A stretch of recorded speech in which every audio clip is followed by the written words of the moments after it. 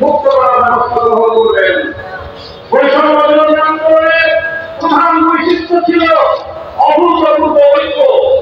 এখানে school, college, varsity থেকে আমার ছাত্ররা পর্যন্ত বেরোলে চেতনা থেকে বেঁচে যায় হাতে হাত রেখে এক অভূতপূর্ব ঐক্যের বন্ধন তৈরি করেছিল।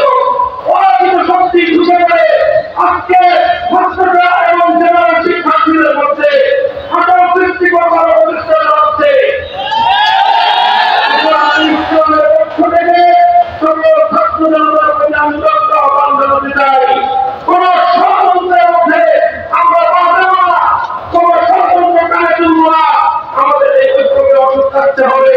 আমাদের মন্ত্রী এখন বহুদূর, আমাদের এই অর্থিত বিভাগে মন্ত্রী বাচ্চাটা পৌঁছাতে হলে আমাদেরকে আরো বহু পথ চলতে হবে।